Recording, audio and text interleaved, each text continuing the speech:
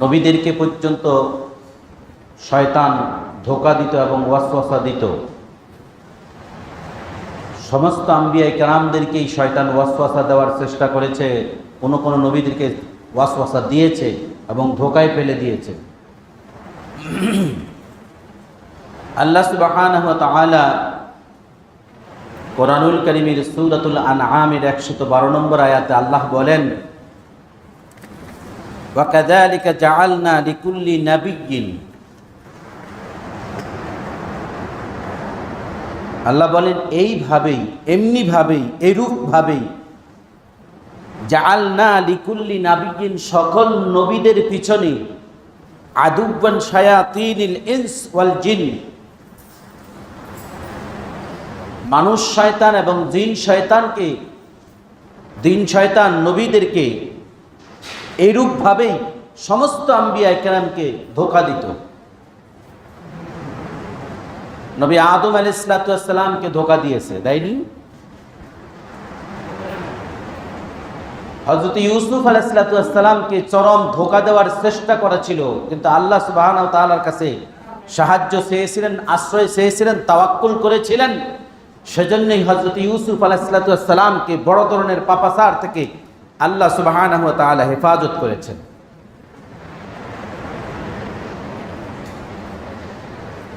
সম্মানিত হাজিরিন, আল্লাহ সুবহানাহু ওয়া তাআলা এরপর বলছেন, ইউহি বা'দুহুম ইলা বা'দ, এখন আদুওয়ান শায়াতিনিল ইনস ওয়াল জিন, যে মানুষ শয়তান এবং জিন শয়তানের মধ্যে যে শত্রু বানিয়ে দেওয়া হয়েছে নবী করিম সাল্লাল্লাহু আলাইহি সাল্লামের জন্য এবং অন্যান্য সমস্ত হকপন্থী সত্যপন্থী লোকদের পিছনে।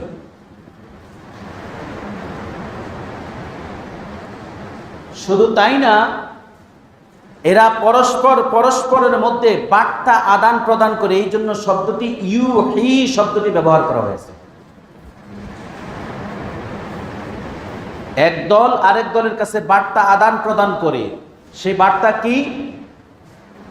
যে মানুষ শয়তান যারা শয়তানি করবে সত্যবাদীদের ব্যাপারে, হকপন্থীদের ব্যাপারে, নবীদের ব্যাপারে এবং নবীর অনুসরণকারীদের ব্যাপারে, নবীর উম্মতের ব্যাপারে,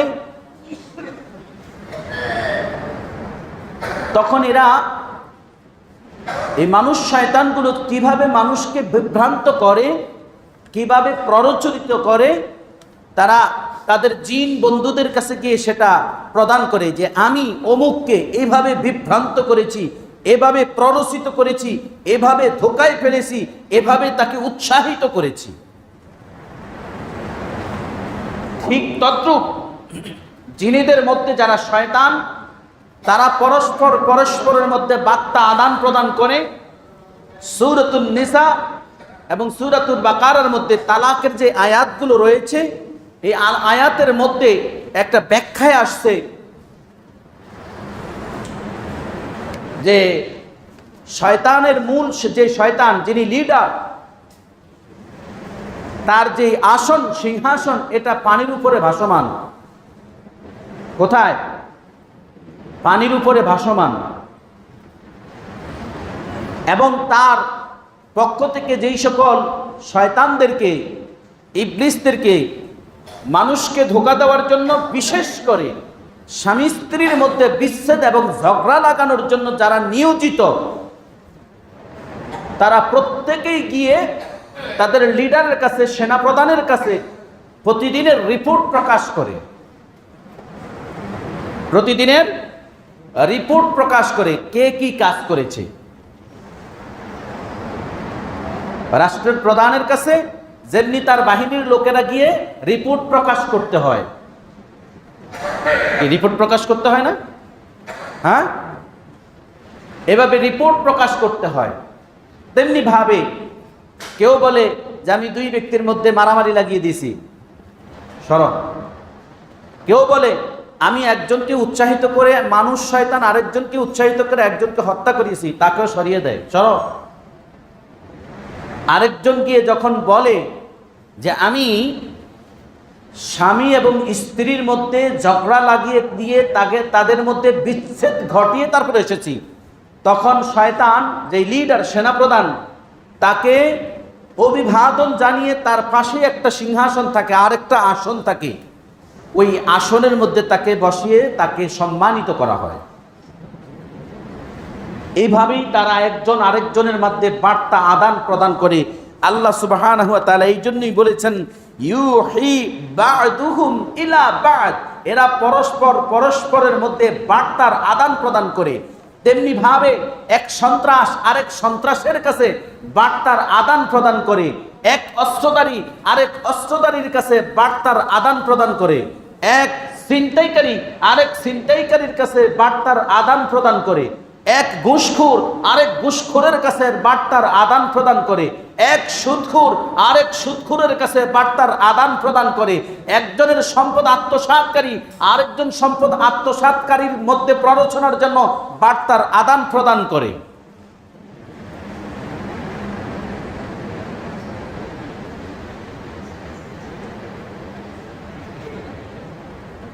সম্মানিত হাজিরিন,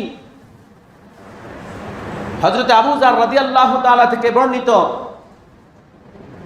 তিনি বলেন নবীজি সাল্লাল্লাহু আলাইহি সাল্লাম বলেছেন, তোমরা কুকুর দেখলেই হত্যা করবে, তোমরা কুকুর দেখলেই হত্যা করবে। বুখারীতে আসছে হাদিসটি, মুসলিমে আসছে, তিরমিজিতে হাদিসটি এসেছে। কুকুর দেখলে হত্যা করার বিধান ইসলামী। আপনারা এখন কি করেন?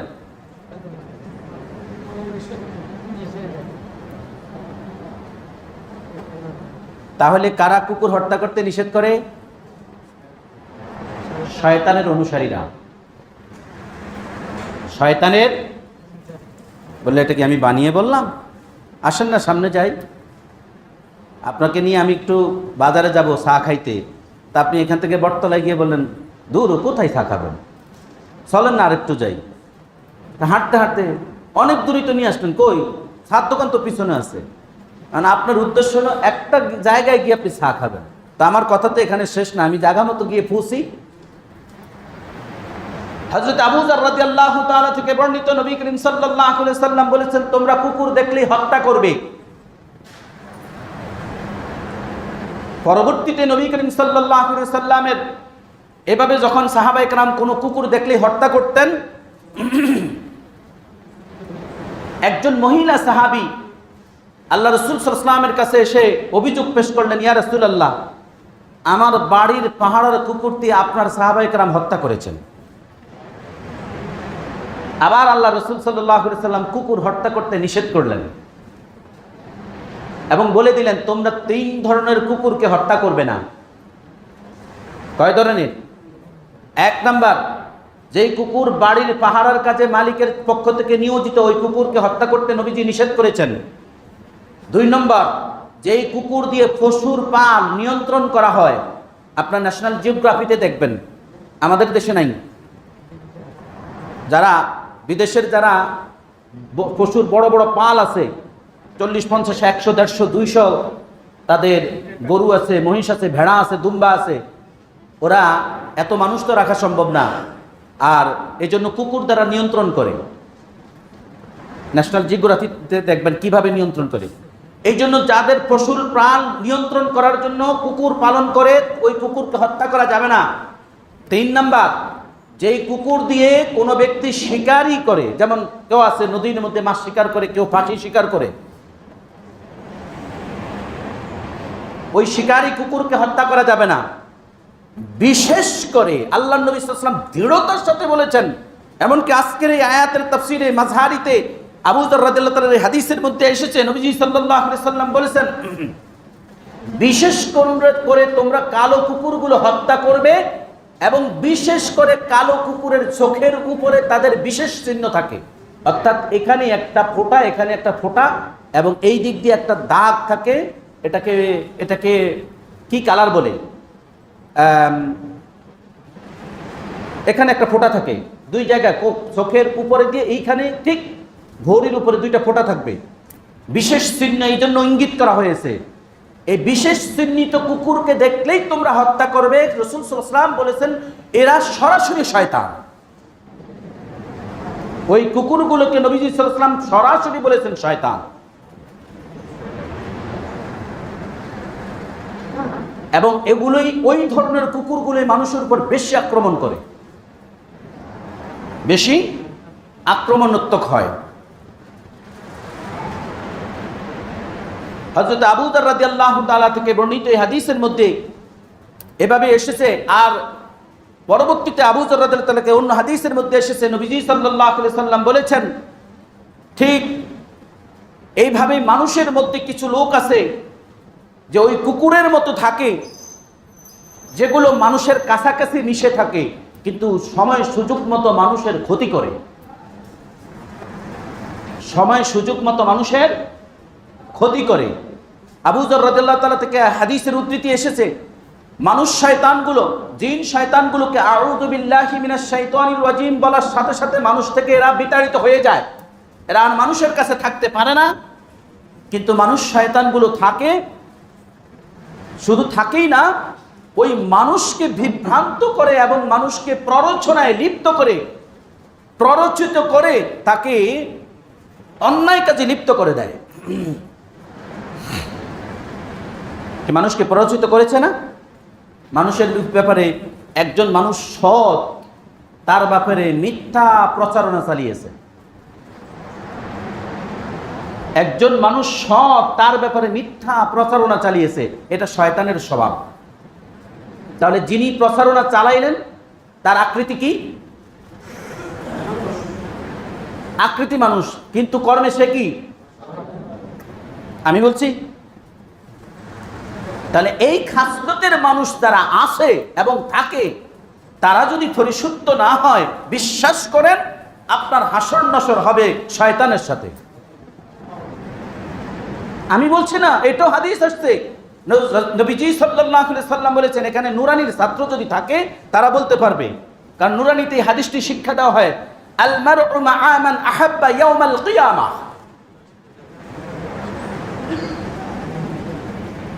দুনিয়াতে যে যার সাথে সম্পর্ক রাখবে, কিয়ামতের মাঠে তার হাসর নসর হবে।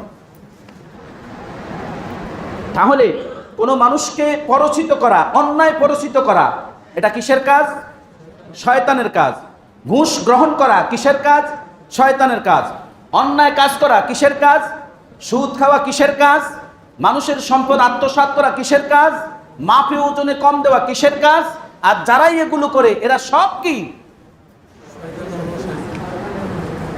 আওয়াজ দিয়ে কম আসতেছে ব্যাপার।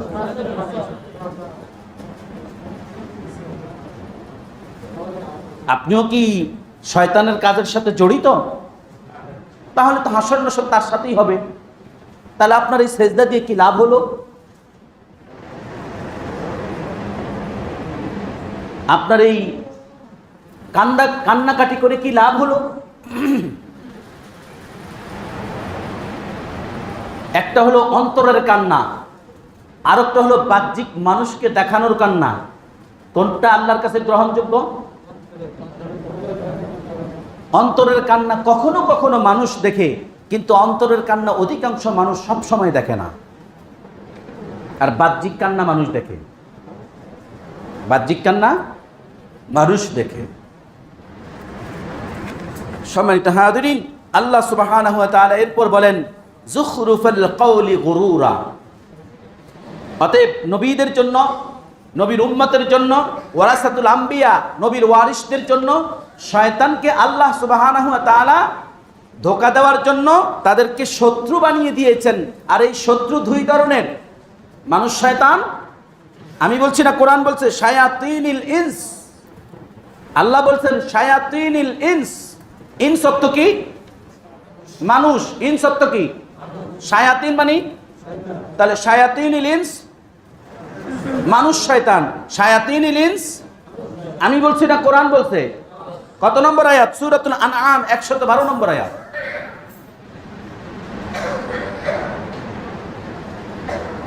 এতদিন আপনাদেরকে বলেছি মানুষ শয়তান, জিন শয়তান, মিনাল জিন্নাতি। আর এই আয়াতে পরিষ্কার, শায়াতিনিল ইনস মানুষের মধ্যে শয়তান, ওয়াল জিন এবং জিনেদের মধ্যে শয়তান। এরা আবার কি করে? ইউহি বা'দুহুম ইলা বা'দ, এদের পরস্পর পরস্পর বার্তা আদান প্রদান করে।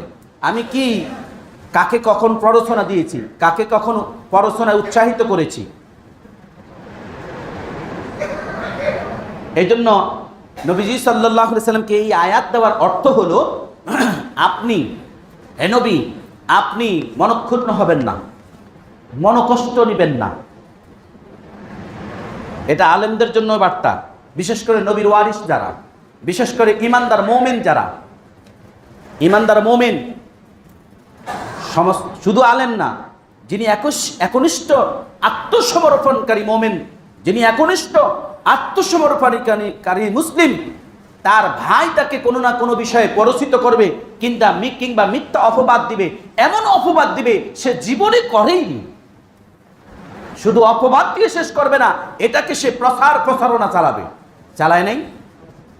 চালাইছে। এই শ্রেণীর মানুষগুলো কি শয়তান। আর আপনি যখন শয়তানের পক্ষ অবলম্বন করবেন, বাদহুম ইলা বাদ, তার সাথে তার সম্পর্ক। কোন অবস্থাতেই শয়তানি কাজ যারা করে তাদের পক্ষ অবলম্বন করা যাবে? আমি বলছি তো, কোথায় বলছে? তা আপনি কোরআন অনুসরণ করবেন না তার নিজের নফসের অনুসরণ করবেন? ইউসুফ আলাইহিস সালাম আল্লাহ তাআলার কাছে একটি দোয়া করতেন, আমার মালিক, আমার রব, আমার ফরওয়ারদিগার, আমাকে আমার হালতের উপর ছেড়ে দিবেন না, আমাকে আমার নিজ অবস্থার উপরে ছেড়ে দিবেন না। যদি আমাকে আমার নিজ অবস্থার উপরে ছেড়ে দেন তাহলে আমি ক্ষতিগ্রস্ত হয়ে যাব কিংবা নিজেকে ধ্বংসের ধার প্রান্তে পৌঁছিয়ে দিব। আমাকে আপনার রহমতের কিনারায় রাখুন, সর্বদাই আমাকে আপনার রহমতের কিনারায় রাখুন। যখন মক্কা বিজয় হলো, নবীজি সাল্লাল্লাহু আলাইহি সাল্লাম যখন মক্কা বিজয় হলো, নবীজি সাল্লাল্লাহু আলাইহি সাল্লাম কি করলেন? আবু জেহেল, উতবা, সাইবা তারা তো মারা গেছে, কিন্তু তাদের অনুসারীরা আছে না নাই? কিন্তু মক্কা বিজয়ের বছর নবীজি সাল্লাল্লাহু আলাইহি সাল্লাম সাধারণ ক্ষমা ঘোষণা করেছিলেন, সাধারণ ক্ষমা ঘোষণা করেছিলেন। নির্দিষ্ট কয়েকজন ব্যক্তির ব্যাপারে সাধারণ ক্ষমা ছিল না, তাদের নাম উল্লেখ করে করে বলেছিলেন যে এদেরকে কি করতে হবে, এদের শাস্তি কার্যকর করতে হবে। সাধারণ ক্ষমা ঘোষণা করেছিলেন এই বলে যে আমি আমার ভাই হযরত ইউসুফ আলাইহিস সালামকে অনুসরণ করছি, কেননা তার ভাইয়েরা তার উপর চরম জুলুম করার পরেও ইউসুফ আলাইহিস সালাম তার ভাইদেরকে ক্ষমা করে দিয়েছিলেন। এই জন্য নবী কেরাম সাল্লাল্লাহু আলাইহি সাল্লাম সমস্ত আম্বিয়া কেরাম পরস্পরকে ভাই বলে সম্বোধন করতেন। কি বলে সম্বোধন করতেন? ভাই বলে সম্বোধন করতেন।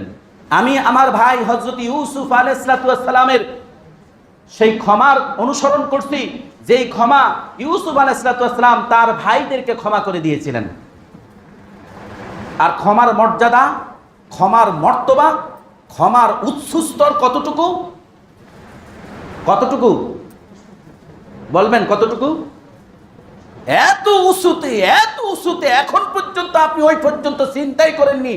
দুনিয়াতে যে ব্যক্তি সে চরম লাঞ্ছনার শিকার হওয়ার পরেও যার দ্বারা লাঞ্ছিত হয়েছে তাকে যদি মন থেকে ক্ষমা করে দিতে পারে, কিয়ামতের মাঠে আল্লাহ সুবহানাহু ওয়া তাআলা কিয়ামতের মাঠে হিসাব নিকাশের আগেই ডাক দিবেন, দুনিয়াতে ক্ষমাকারীরা কোথায়?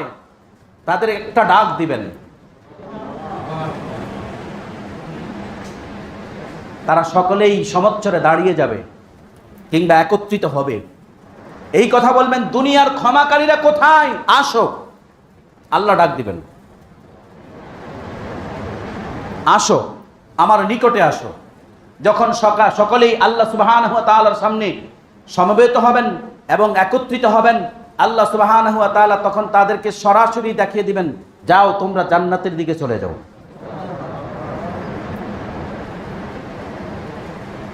এই জন্য প্রতিহিংসা রাখা, বিদ্বেষ রাখা, কিন্তু আমি তো দেখতে পাই আপনারা সামান্য ব্যক্তিগত স্বার্থের জন্য পরস্পরের সাথে ব্যক্তি হিংসা এবং বিদ্বেষ রাখেন। তাহলে এই কোরআনের নসিহত আপনার কানে পৌঁছিয়ে কি লাভ হলো? আপনার জন্য সুস্বাদুকর খাবার রান্নার পর সেই খাবারের প্লেট থেকে যদি উঠে যান বা উঠিয়ে দেওয়া হয়, কেমন লাগবে? খারাপ লাগবে? কেমন খারাপ লাগবে? একটু মন থেকে অনুভব করেন তো। অনেক। তাহলে কোরআনের কথা আপনার কানে পৌঁছার পর সেই কোরআনের কথা থেকে যখন আপনি নিজেকে সরিয়ে নিলেন, খুশি হলো কে? আর বেজার হলো কে? ধ্বংস করলেন কাকে? নিজেকে। ধ্বংস করলেন কাকে? নিজেকে। সম্মানিত হাজিরিন, আল্লাহ সুবহানাহু ওয়া তাআলা এরপর কি বলেছেন? যুখরুফাল কাওলি গুরুরা। এরা কি করে? পরস্পরকে, এই শয়তান, মানুষ শয়তান আর জিন শয়তানগুলো কি করে? কতগুলো বানোয়াট কথাবার্তা, কতগুলো বানোয়াট কথাবার্তা, এই মনোমুগ্ধকর। যেমন একটা দিয়ে বলি, মনোমুগ্ধকর। আপনি একটা চাকরি করেন, তা আপনাকে মানুষ শয়তান আরেকজন আইসা বলল যে ভাই কয় টাকার বেতন পান? এই টাকা দিয়ে পরিবার পরিজন সন্তানাদি নিয়ে চলতে পারবেন না, একটু ডাইন বাম কইরেন। কি করেন? ডান বাম কইরেন। তার মানে আপনি ঘুষ নিয়েন। প্ররোচনা দিল। কথাটা কিন্তু মনোমুগ্ধকর।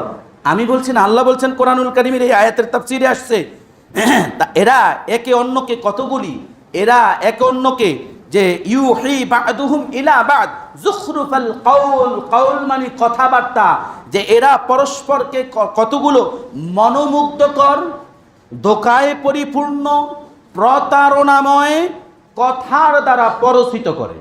তাহলে কিছু ডান বাম কইরো, একটু একটু ঘুষ নিও, তাহলে কথাটা মনোমুগ্ধকর। আয়াতের সাথে মিলান, জিন্দিগির সাথে। ঘুষ, সুদ মনোমুগ্ধকর। মাপে ওজন একটু কম দাও, মনোমুগ্ধকর।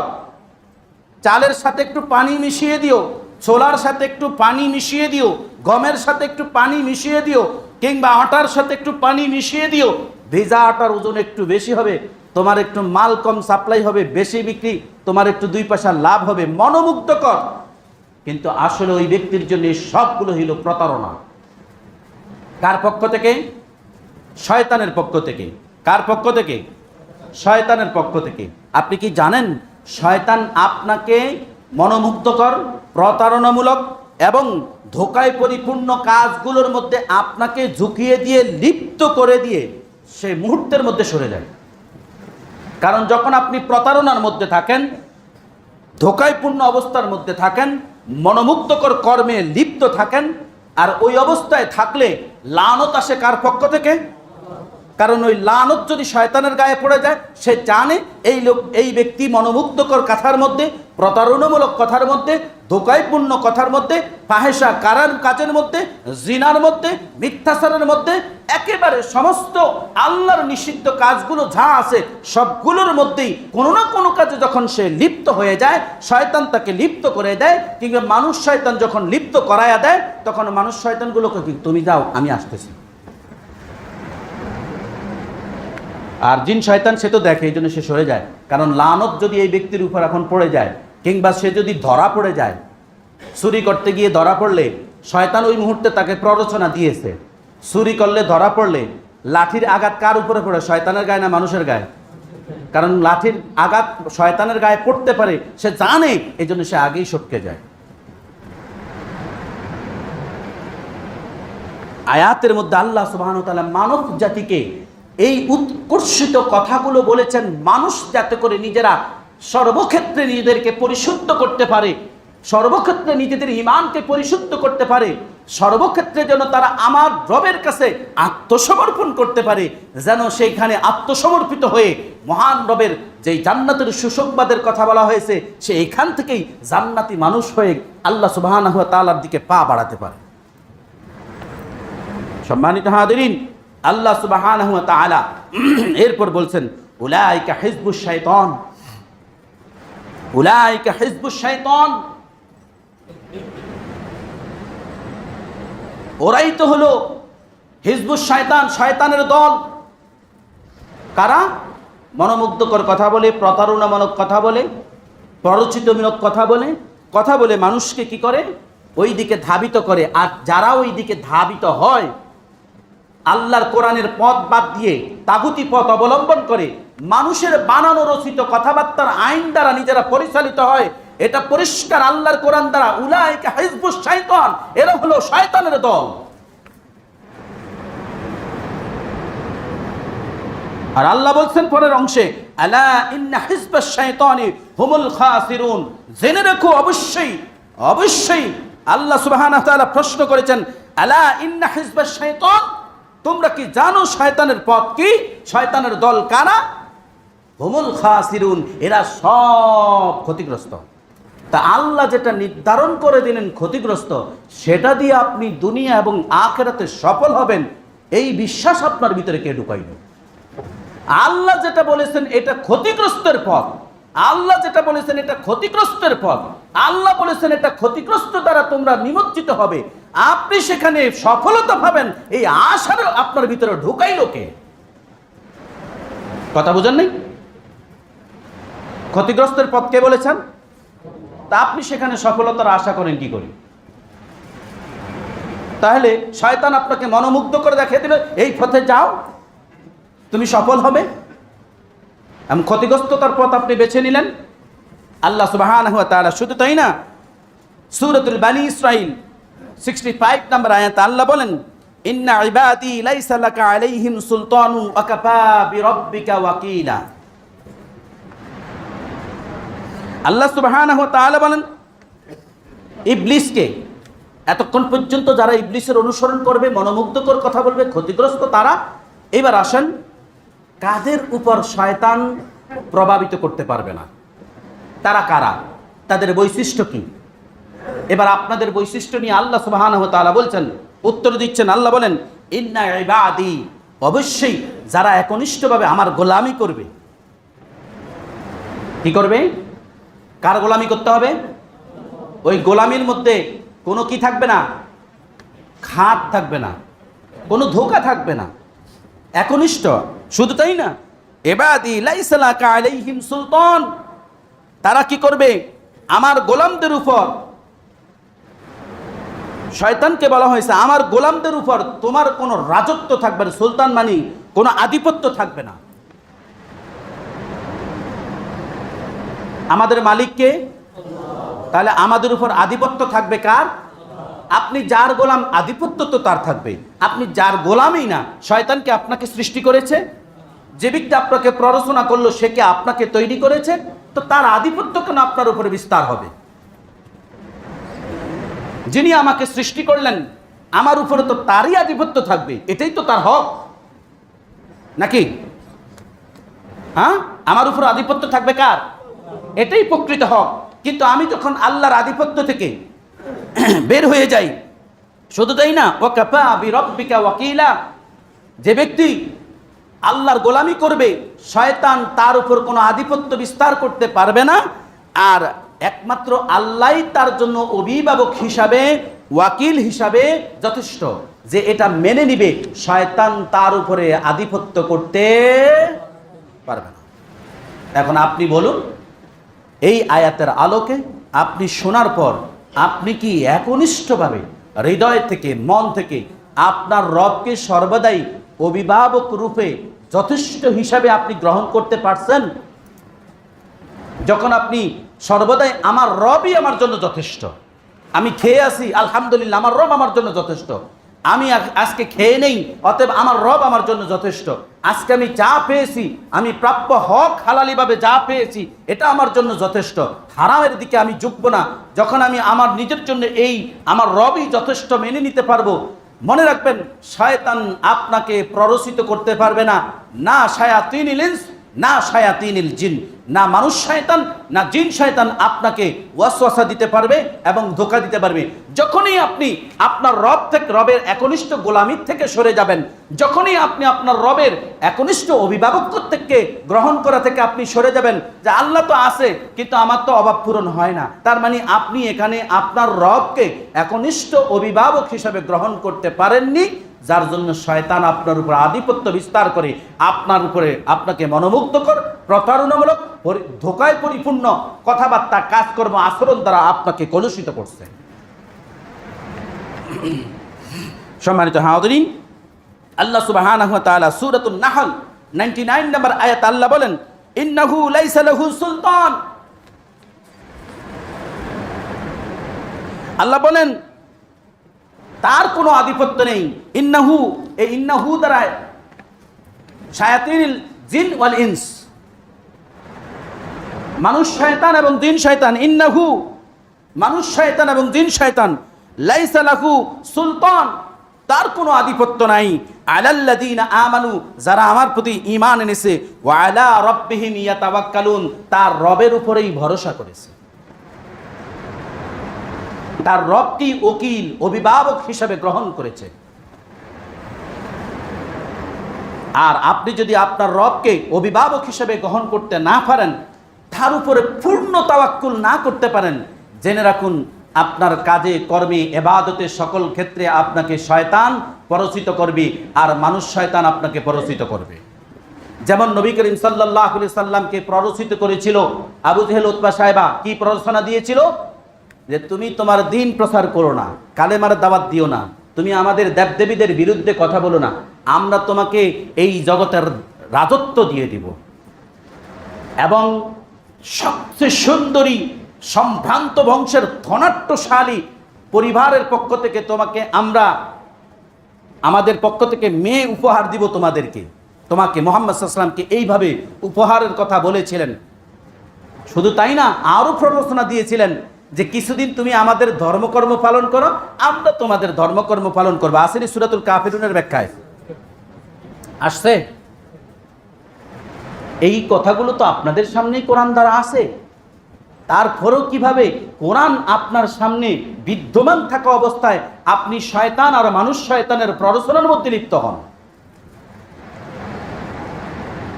আপনি চোখে দেখে মসজিদ থেকে বের হওয়ার সময় যদি দেখেন এক জায়গা দিয়ে শুকনো, আরেক জায়গা দিয়ে কাদামাটি বা ময়লা পানি কিংবা কাঁটা, আপনি কোন জায়গা দিয়ে যাবেন? ভালো জায়গা দিয়ে না কাঁটা কর্দমাক্ত ময়লা পানির সামনে দিয়ে যাবেন?